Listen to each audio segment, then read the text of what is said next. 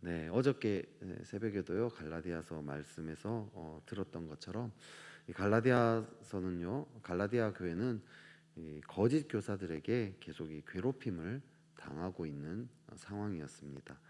이 거짓 교사들은 두 가지를 이렇게 공격을 했습니다. 첫째로는 복음 자체에 대해서 어, 반박을 했습니다. 오직 믿음으로 의롭게 된다는 그런 복음에 대해서 그게 아니다. 구원을 얻으려면 예수님만으로는 안 된다. 할례도 받아야 되고 율법도 지켜야 된다. 이제 이렇게 이야기를 했습니다. 또 두 번째는요, 바울이 사도라는 것, 거기에 대해서 공격을 합니다. 바울이 사도가 아니어야지 바울이 전한 이 복음도 권위를 잃어버리게 되겠죠. 그래서 바울의 사도권을 공격을 합니다. 실제로 이 바울의 권위가 좀 애매한 면이 있습니다. 바울은 12제자가 아니잖아요. 예수님이 12제자가 아닙니다. 또 이후에 사람들이 제비를 뽑아서 가룟 유다 대신 마띠아를 사도로 세우죠. 마띠아는 이 사람들에게 이 권위를 인정받은 거 아닙니까?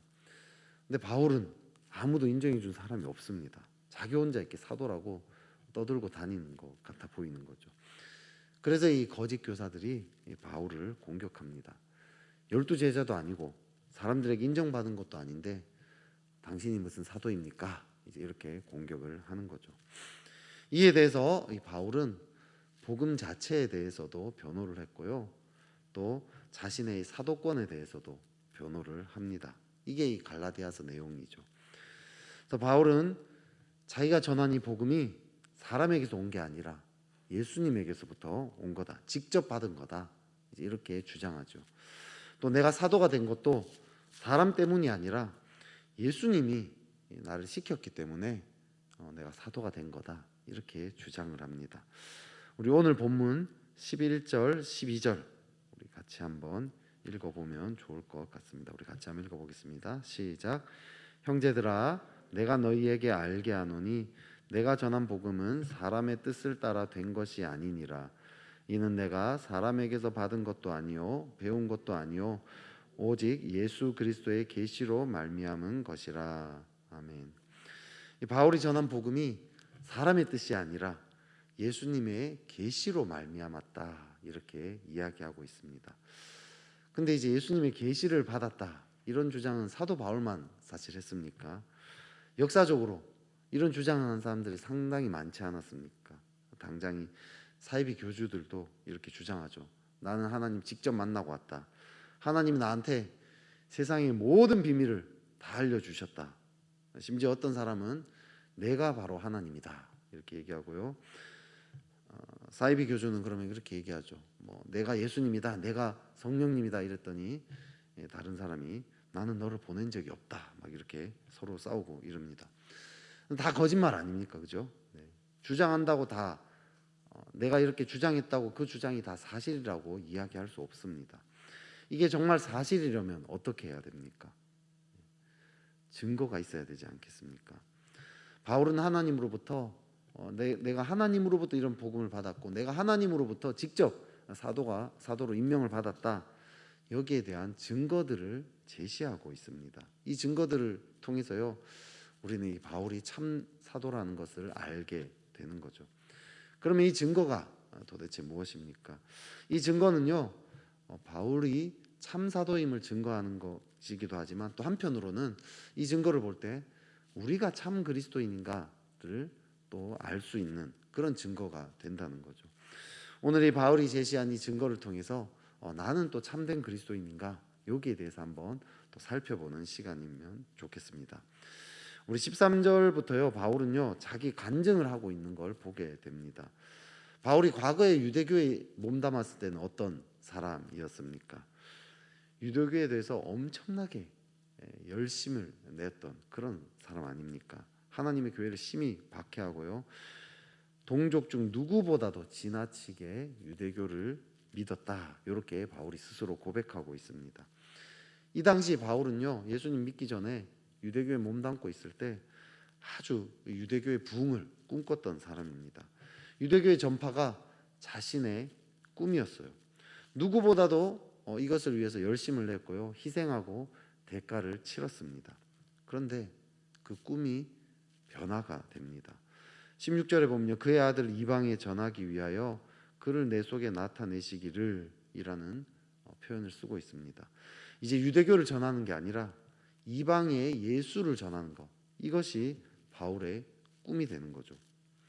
참된 그리스도인 증거는 무엇이냐? 그러면 참 사도의 증거는 무엇이냐? 첫째로 그 사람의 꿈이 변화되었는가? 이걸 보면 알 수 있습니다. 오늘날 많은 사람들의 꿈이 무엇입니까? 잘 먹고 잘 사는 거 아닙니까? 돈 잘 벌어가지고 또 노후 대책도 잘 이렇게 세워서 걱정 없이 염려 없이 이 땅에서 적당히 즐기면서 살아가는 거, 이게 오늘날 사람들의 꿈입니다. 근데 예수님을 믿는다고 하면서도 꿈이 바뀌지 않는 사람들이 많이 있습니다. 행위는 바뀝니다. 예수님 믿는다고 하면 행위 바뀌죠. 예배도 드리고요, 기도도 합니다. 말씀도 봅니다. 하지만 이 꿈은 바뀌지 않은 분들이 많습니다. 기도하는 이유가 잘 먹고 잘 살기 위해서 합니다. 예배 드린 이유가 하나님이 내 꿈을 이루어주기 위해서 내가 잘 먹고 잘 살게 하도록 달래도록 하나님을 달래려고 예배를 드립니다. 취업 잘 되게 해주십시오. 자녀가 좋은 사람과 결혼하게 해주십시오. 몸이 아프지 않고 건강하게 해주십시오. 사업이 잘 되게 해주십시오. 돈 잘 벌게 해주십시오. 기도합니다. 기도를 하잖아요, 그죠? 겉으로 드러나는 행동은 바뀌었어요. 하지만 그 마음에 품고 있는 그 꿈은 여전히 똑같을 수 있다는 거죠. 하지만 정말 하나님을 만나서 참된 그리스도인이 된 사람은요, 꿈이 바뀌는 거죠. 꿈 자체가 변화됩니다.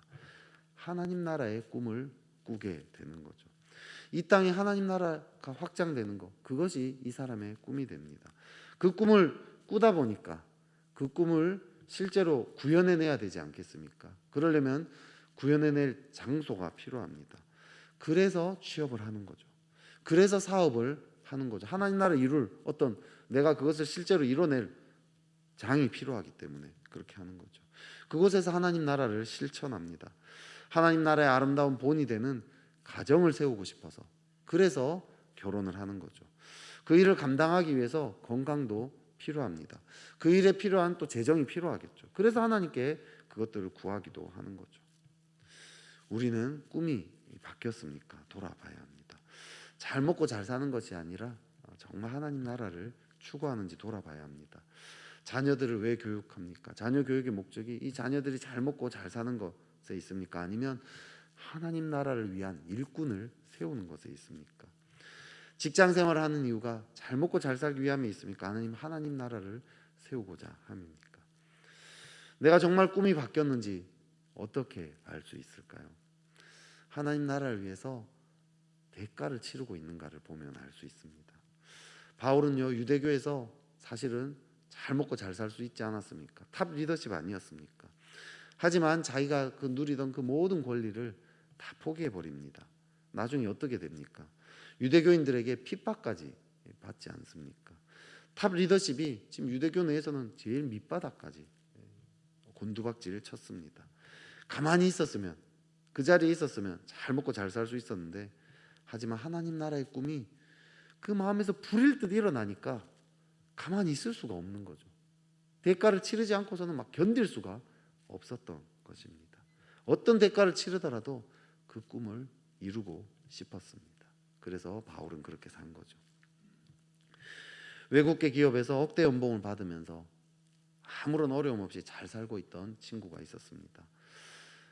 자녀가 기독교 대안학교를 다녔는데요, 학부모를 위한 강의를 듣게 됩니다. 강의를 듣다가 자기를 돌아보게 돼요. 나중에 내 자녀가 자기한테 아빠는 하나님 나라를 위해서 뭘 했어? 이렇게 물어봤을 때 자기 자녀한테 아무런 대답할 게 없다. 지금의 이 삶을 그대로 유지하면 자기가 대답할 게 아무것도 없다는 걸 깨닫게 됩니다. 그래서요, 억대 연봉의 그 외국계 기업, 누구나 바라는 정말 그 꿈의 직장, 그걸 내려놓고요, 사업을 시작합니다. 어떤 사업을 합니까? 오늘날 경제가 너무 대기업 위주 아닙니까? 빈익빈 부익부가 점점점 심각해집니다. 소액 투자자들은 항상 이용만 당하고 손해를 봅니다. 이런 경제적인 구조, 이거는 하나님 나라의 경제적인 구조가 아니다라고 생각을 하는 거죠. 결국 다 같이 죽게 되는 구조라는 결론을 내립니다. 어떻게 하면 하나님 나라의 이 경제 구조를 만들 수 있을까 고민을 하다가요, 소액 투자자들을 살릴 수 있는 기업을 계획합니다. 안정된 직장을 내려놓고요, 어떻게 될지 모르는 사업을 시작하죠. 소액 투자자들을 위한 이 크라우드 펀딩 할 수 있는 기업을, 회사를 세웁니다. 소액 투자자들도요, 많은 사람 모으면 제법 큰 돈이 되지 않겠어요, 그죠? 그걸 가지고 경쟁력을 가질 수 있는, 경제적인 힘을 가질 수 있는 그런 것들을 계획을 해서요, 회사를 세웠어요. 다행히 그 회사는 잘 나가게 됩니다. 여러분, 참된 그리스도인들은요, 이런 변화가 일어나는 거죠. 꿈이 바뀌고요, 또 그 꿈을 이루기 위해서 대가를 치릅니다. 대가를 치르지 않고서는 견딜 수가 없다는 거죠. 이것이 첫 번째 특징입니다.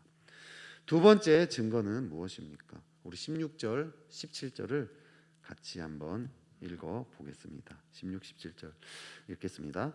그의 아들을 이방에 전하기 위하여 그를 내 속에 나타내시기를 기뻐하셨을 때에 내가 곧 혈육과 의논하지 아니하고 또 나보다 먼저 사도된 자들을 만나려고 예루살렘으로 가지 아니하고 아라비아로 갔다가 다시 다메섹으로 돌아갔노라. 아멘. 바울은요, 복음의 메시지를 받았을 때 혈육과 의논하지 않았습니다. 또 먼저 사도된 사람들도 만나지 않았어요. 아라비아로 갔다가 다메섹으로 돌아갔다라고 이야기합니다. 18절을 참고 있을 때요, 아라비아에서 3년 있었던 걸로 추정이 됩니다. 아라비아에서 3년 동안 이 바울은 도대체 무엇을 했을까요? 사람을 만나지 않았다고 했잖아요, 오늘. 그죠? 그럼 누구를 만났을까요? 3년 동안 주님을 만났겠죠. 주님께 복음의 메시지를 받았고요. 그런데 그걸 그냥 메시지를 받은 걸로, 아는 걸로 그냥 끝내지 않았습니다. 그거를 소화시키는 3년간의 과정이 필요했다는 거죠. 주님을 만나면서 이 복음의 메시지를 완전히 내 인격에 합치했다라는 거죠. 교회를 다니면 누구나 다 사실 복음의 메시지 듣지 않습니까? 하지만 이 메시지를 들었느냐, 이 메시지를 머리로 아느냐, 그게 중요한 게 아닙니다. 이 메시지를 정말 내가 인격적으로 소화시켜냈는가, 이 메시지가 정말 나의 인격이 되었느냐, 이게 중요한 거죠. 어떻게 내 인격이 됩니까? 주님을 만나는 거, 주님과 독대하는 거, 거기서 되는 거죠. 신대원 시절에 영성훈련을 하면서요, 제가 이렇게 가인과 아벨의 제사, 그걸 묵상한 적이 있습니다. 하나님이 아벨의 제사는 받았잖아요, 그죠? 근데 가인의 제사는 받지 않습니다. 이거 묵상하는데요, 이 가인의 제사가 곧 제 삶과 너무 비슷한 것 같았습니다. 하나님이 제 삶을 별로 받지 않는 것 같았다는 거죠. 그 당시에 제가 사역자였는데 사역이 너무 오랫동안 안 된 것에 대해서 제 안에 어두운 마음들이 있었습니다. 우리 가족 중에 저는 예수님을 거의 친척들 다 포함해서 제가 예수님 제일 처음으로 믿었습니다. 부모님의 기도가 없잖아요, 그죠? 또 우리 가게에 흐르는 여러 죄악들 이런 것들 얘기하지 않습니까? 반면에 제 동기 중에 이 아벨 같은 친구가 있었습니다. 일단 목사님 아들이었어요. 이 친구는 별로 노력하는 것도 없는 것 같은데 늘 이렇게 사역이 잘 됐습니다. 또 이 사람으로부터 늘 인정을 받았습니다. 제가 참 이 묵상을 하면서요, 이런 것들에 대한 원망과 분노가 막 올라오더라는 거죠.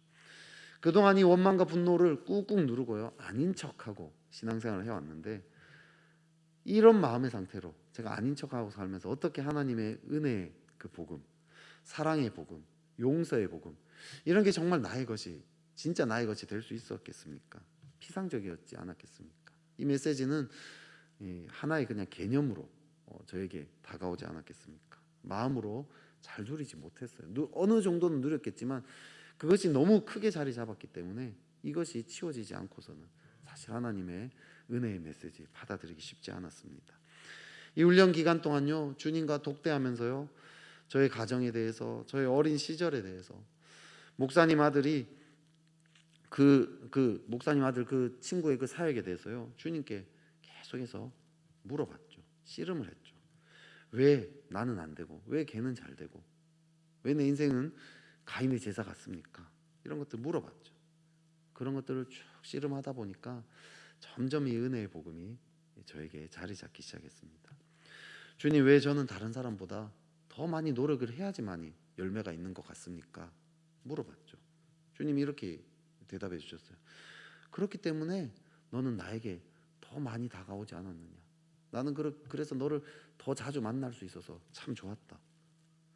이런 음성들이 하나하나 다 물어봤거든요. 하나하나 그 음성들을 들으면서요, 그 은혜의 복음이 점점점 실제로 나의 것이 되었습니다. 복음의 그 메시지가 뜬구름 잡는 그런 소리가 아니라요, 내 인격의 실제가 되기 시작하는 거죠. 내 삶의 어려운 문제들이요, 오히려 주님을 만나는 통로가 돼버린 거죠. 복음이 실제가 될 수 있도록 내 삶의 그 어두움들이 오히려 쓰임을 받게 되었던 거죠. 바울은요, 3년 동안 아라비아에서 자신의 삶에 대해서, 아마 유대교에 대해서, 그 또 시대 상황에 대해서, 삶의 이 모든 문제들에 대해서요, 주님과 아마 독대하는 시간들을 가졌을 것입니다. 이 복음의 메시지가 자신의 그 삶, 자신의 이 과거와 또 현재, 또한 그 시대 상황, 거기에 대해서요, 어떤 메시지를 가지고 있는지 그걸 소화시키는 시간들을 가졌을 거라는 거죠. 참 그리스도인은요, 성경의 메시지를 가지고 주님과 독대하는 시간을 가집니다. 내 삶에 일어나는 문제들, 이 사회 저변에서 일어나는 어떤 일 문제들을 가지고 하나님 앞에 치열하게 물어보면서 씨름을 합니다. 그리고 하나님의 응답을 받는 거죠. 그렇기 때문에 이 복음의 메시지가 뜬구름 잡는 소리가 아니라는 거죠.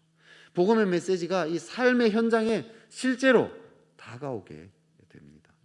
이것이 참 그리스도인의 두 번째 특징입니다. 마지막 세 번째 특징입니다. 좀 길지만요, 21절부터 우리 24절까지 한번 읽어 보겠습니다. 같이 읽겠습니다. 시작. 그 후에 내가 수리아와 길리기아 지방에 이르렀으나 그리스도 안에 있는 유대의 교회들이 나를 얼굴로는 알지 못하고 다만 우리를 박해하던 자가 전에 멸하려던 그 믿음을 지금 전한다 함을 듣고 나로 말미암아 하나님께 영광을 돌리니라. 아멘. 수리아와 길리기아 지방 사람들이 하나님께 영광을 돌립니다. 기독교인들을 핍박했던 이 바울이 회심했다는 그 소문을 들었기 때문입니다. 바울이 변화됐어요. 근데 이 변화는 바울로 그치지 않습니다. 이 변화는 바울에게만 끝나지 않습니다. 다른 그리스도인들로 하여금 하나님을 찬양하게 했다는 거죠. 다른 그리스도인들에게 영향을 미칩니다. 변화는요, 내 안에서 시작되죠. 그죠? 변화의 시작은 내 안입니다. 하지만 그 열매는 내 안에서 갇히지 않습니다. 정말 변화는요, 당연히 주변에 열매를 맺기 마련입니다. 많은 사람들이 자신이 참 그리스도인이라고 주장합니다. 또 나는 알잖아요, 스스로 내가 변화되었다는 거, 그죠? 근데 정말 변화가 일어난다라면 주위 사람들이 알기 마련이라는 거죠. 내 주위 사람들이 나의 변화를 증언하고 있는지 돌아보면 내가 참 그리스도인지 알 수 있습니다. 특별히 주위 사람들 중에 우리 가족들이 나를 참 그리스도인이라고 생각하고 있냐는 거죠. 말씀을 정리하겠습니다. 참 그리스도인은 꿈이 변화됩니다. 잘 먹고 잘 사는 것에서 하나님 나라를 꿈꾸게 됩니다. 그리고 그 꿈을 이루지 않고는 견딜 수 없기 때문에 대가를 치르게 되죠. 또한 복음의 메시지를 자기 인격에 소화시킵니다. 주님과 독대하면서 하나님 말씀을 가지고 씨름하는 그런 시간들을 가지는 거죠. 그래서 이 복음의 메시지가 뜬구름 잡는 소리가 아니라 내 삶의 실제가 됩니다. 이 사회 저변에 복음의 메시지가 실제화 된다라는 거죠. 그런 변화가 일어나기 때문에 내 주변 사람들에게까지 그 열매가 맺히게 됩니다. 그것이 참 그리스도인의 특징입니다. 그렇게 참 그리스도인으로 살아가는 그런 저와 여러분 되시기를 주님의 이름으로 축복합니다.